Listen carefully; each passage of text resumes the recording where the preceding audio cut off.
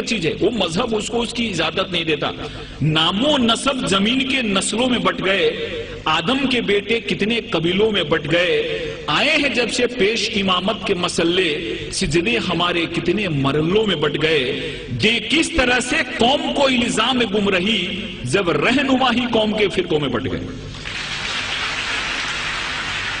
अगर रहनुमा ही फिरकों में बट गए और उन्होंने उस चीज को नहीं समझा, उसको मकसद को नहीं समझा, तो हम उस महान और उस ग्रेट रिलीजन को क्यों दोष दें जिन्होंने पूरी दुनिया में अमन को लाया। ये समझने की चीज है, क्योंकि बहुत सारी चीजें मुझको भी मालूम नहीं थी।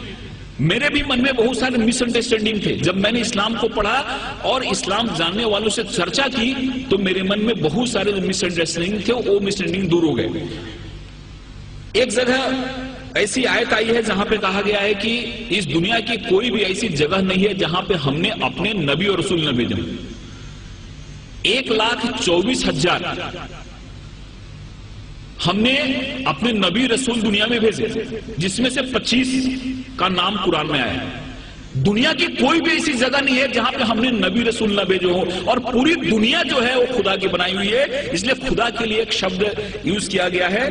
गॉड जो है, खुदा जो है वो रब्बुल आलमीन है, और प्रोफेट मोहम्मद जो है वो रहमतुल आलमीन है। खुदा हर एक के लिए, प्रोफेट मोहम्मद का जो संदेश है वो किसी एक व्यक्ति के लिए नहीं है, एक मुल्क के लिए नहीं है, एक इंसान के लिए, पूरी दुनिया के लिए, क्योंकि हर एक welfare of the whole humanity उस चीज में आती है। इसलिए इस चीज को जब हम समझते हैं, इस चीज को हम अपने जहन में लाते हैं, तो हमको ऐसा लगता है कि इस्लाम जो है, इस्लाम का जो मेन, जिसको हम गाभा मराठियों बोलें, इसेंस बोलें, हिंदी में सार बोलें, वो है कि इंसान एक कैसे बेहतर जिंदगी जी सकता है और खुदा के कैसे करीब जा सकता है। एक चीज हमारे इस्लाम में बताई गई है, और मुझे उम्मीद है कि इस तरह के कार्यक्रम से ये जो बात है लोग तक पहुंचेगी और इंसान एक अच्छा बेहतर इंसान बनेगा, और हर एक इंसान के मन में प्यार मोहब्बत की बात आएगी। कुरान में जिहाद जो शब्द है, लफ्ज है, केवल 41 टाइम आया है, लेकिन और जो चीजें हैं, कंपैशन की बात है, रहमत की बात है। आप कहीं भी देखो कुरान की शुरुआत होती है रहमत से, रहीम से शुरुआत होती है, और वो जो शब्द है रहमत शब्द, वो 325 बार आया हुआ है। रहमत शब्द जो है, कंपैशन शब्द जो है, वो 325 बार आया हुआ है, और जिहाद शब्द जो है वो 41 टाइम आया है, और वो भी जंग के अर्थ में नहीं आया है। जिहाद एक एफर्ट्स के रूप में आया है, एक कोशिश के रूप में आया है, और उसमें भी ऐसा कहा गया है कि जिहादे अकबर और जिहादे असगर। तलवार की लड़ाई बहुत छोटी लड़ाई है, जिसको उन्होंने जिहादे असगर कहा, और खुद से लड़ना जिहादे अकबर है। सबसे बड़ी लड़ाई है खुद से लड़ना। हमारे अंदर जो विकार है, हमारे अंदर जो दोष हैं, हमारे अंदर जो खामियां हैं, इन खामियों से लड़ना सबसे बड़ी लड़ाई, जिसको जिहाद अकबर कहा। और तलवार की लड़ाई छोटी लड़ाई है, उस लड़ाई को बहुत ज्यादा तरजीह नहीं दी, वो जिहाद असगर है।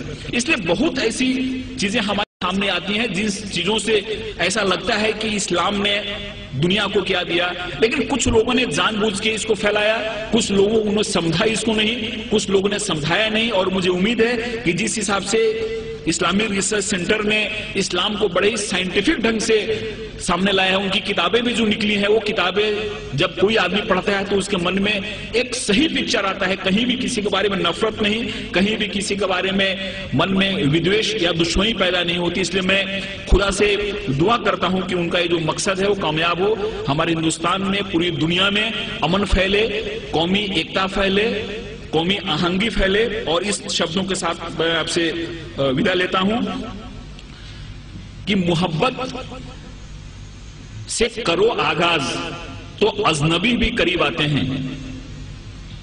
मोहब्बत से करो आगाज तो अजनबी भी करीब आते हैं, और मोहब्बत है एक रूहानी मंजिल जहां फरिश्ते भी सर झुकाते हैं। खुदा हाफिज़। Spread the word, oh man. Spread the word of Islam. Oh, fortunate one, paradise must be won.